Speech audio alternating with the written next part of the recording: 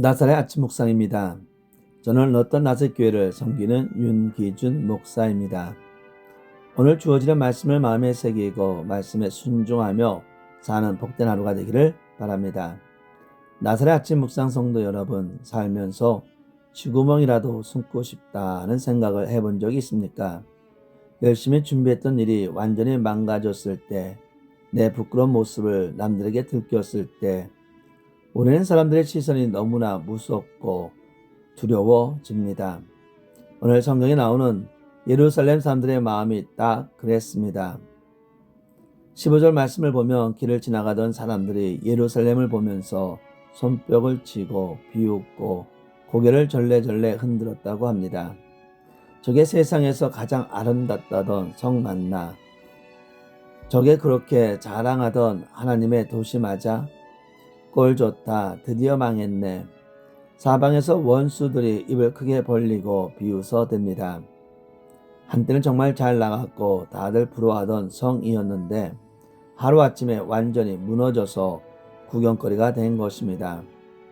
이 비참하고 속상한 상황 속에서 선지자 예레미야는 피눈물을 흘리며 낙심한 백성들에게 더 나아가 우리에게 진심으로 해야 할 일이 무엇인지를 알려줍니다.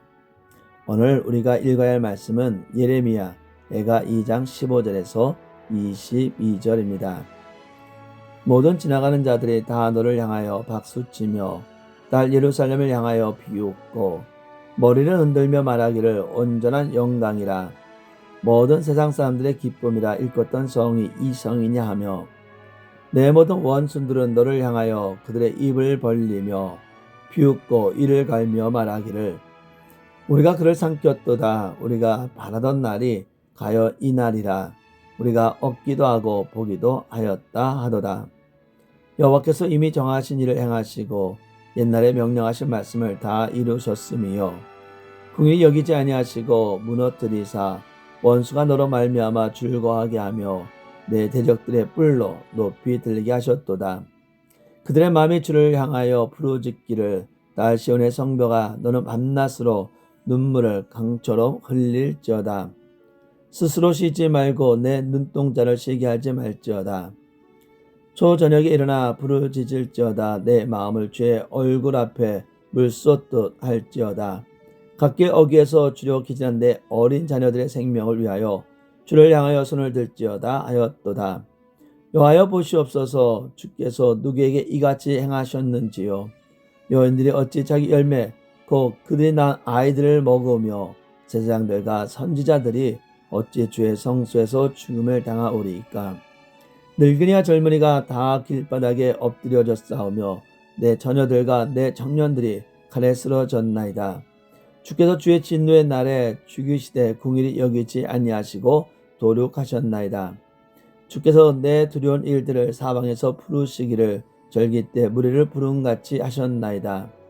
여호와께서 진노하시는 날에는 피하거나 남은 자가 없나이다. 내가 낳아 기르는 아이들을 내 원수가 다 멸하였나이다. 아멘.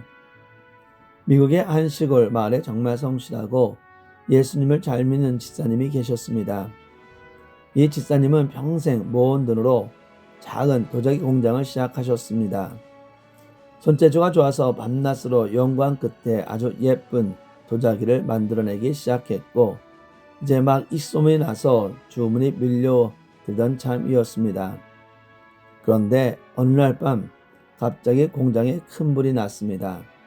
단 몇 시간 만에 공장은 시커먼 뼈대만 남았고 다음날 손님들에게 보내야 했던 수천 개의 예쁜 도자기들은 다 깨져서 잿더미 속에 파묻혀 보였습니다. 다음날 아침 불타버린 공장 앞에 선 집사님은 눈물도 안 나왔습니다. 가슴이 턱 막혀서 숨도 쉬어지지 않았습니다. 그런데 더 마음이 아팠던 건 주변 이웃들의 반응이었습니다. 위로해 주는 척하면서 뒤에서 수군거렸습니다.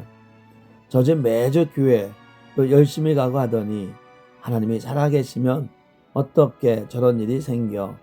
예수 믿어도 별 수 없네.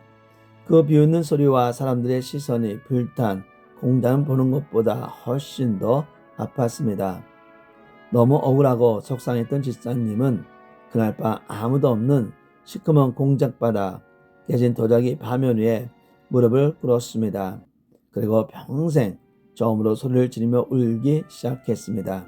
하나님, 왜 하필 나입니까? 제가 뭘 그렇게 잘못했습니까?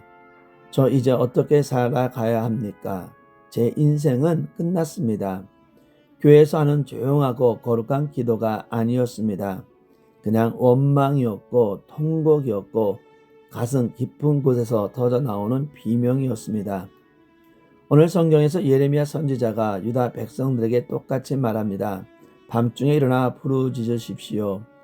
여러분의 마음을 주님 앞에 물을 쏟아 붓듯이 쏟아 놓으십시오.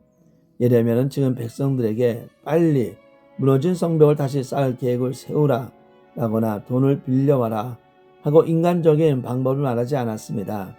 사방이 꽉 막히고 사람들이 비웃을 때 우리가 해야 할 유일한 일은 하나님 앞에 나가서 마음을 물 쏟듯이 다 쏟아 놓는 것이라고 말합니다. 나사렛 성도 여러분, 컵에 든 물을 바닥에 확 쏟으면 어떻게 됩니까? 안에 물이 한 방울도 남지 않고 탈탈 떨어집니다. 하나님 앞에서는 그렇게 하라는 것입니다. 체멸차멸 필요가 없습니다. 괜찮은 척, 아무 일도 없는 척 가면을 쓸 필요도 없습니다. 하나님, 저 너무 힘듭니다. 속상합니다. 사람들이 저를 보고 비웃는 것 같아 부끄러워 죽겠습니다. 주님, 저 좀 도와주십시오. 내 안에 있는 속상함, 억울함, 부끄러움을 단 한 방울도 남기지 말고 하나님 앞에 다 쏟아 부으라는 것입니다. 왜냐하면 인간의 힘으로 해결할 수 없는 일은 하나님이 일하셔야만 풀리기 때문입니다. 기도가 바로 그 시작입니다. 앞서 말씀드린 도자기 공장 집사님은 어떻게 되었겠습니까? 집사님은 밤새도록 깨진 파편 위에서 울부짖으며 기도했습니다. 가슴속 이야기를 하나님께 다 쏟아내고 나니까 신기하게도 마음의 평안함이 찾아왔습니다. 상황은 여전히 불단 잿더미였지만 마음을 비워내니 하나님이 다시 시작할 수 있다는 위를 채워주신 것입니다. 정신을 차리고 바닥을 보았는데 밤새 흘린 눈물이 시커먼 탄재와 깨진 진흙가루들과 섞여 있는 모습이 보였습니다. 그때 집사님의 머리에 좋은 아이디어가 스쳤습니다. 집사님은 그 불탄재와 도자기 가루들을 모아서 새로운 유약을 만들어 보았습니다. 몇 달 후 공장을 겨우 다시 열고 그 불탄재를 섞어서 새로운 도자기를 구워냈는데 놀라운 일이 일어났습니다. 이전에는 한 번도 본 적이 없는 아주 깊고 오묘한 푸른빛을 내는 아름다운 도자기가 나온 것입니다. 이 도자기는 고난의 불길이 만들어내는 최고의 걸작이라는 찬사를 받으며 전 세계로 불티나게 팔려나갔습니다. 만약 집사님이 사람들을 원망하기만 했거나 절망해서 주저앉아만 있었다면 이런 기적은 없었을 것입니다. 비참한 현실을 가지고 하나님 앞에 나가 눈물을 물쏟듯이 흘렸을 때 하나님은 그 눈물과 잿더미를 섞어서 인생 최고의 걸작품을 만들어 주셨습니다. 사랑하는 나사렛 성도 여러분, 오늘 우리가 읽은 말씀은 슬픈 노래 같지만 사실은 우리에게 소망을 주는 말씀입니다.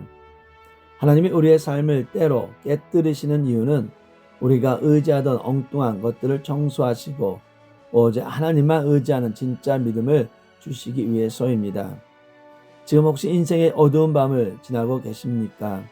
내 뜻대로 되지 않을 일들 때문에 혹은 사람들의 시선 때문에 마음이 무겁고 아프십니까? 그렇다면 오늘 밤 기도의 자리로 나아오십시오.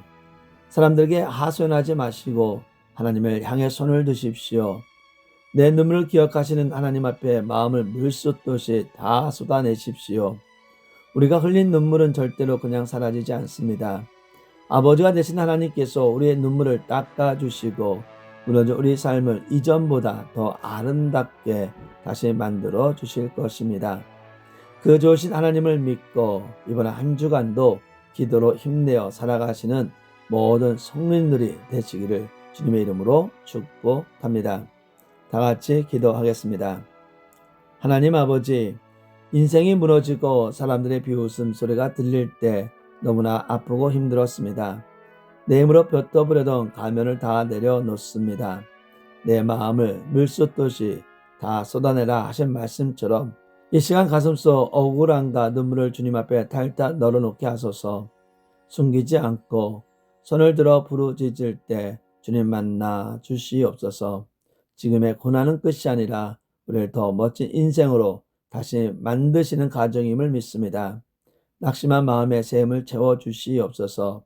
우리를 고치고 다시 세워주실 예수 이름으로 기도합니다. 아멘.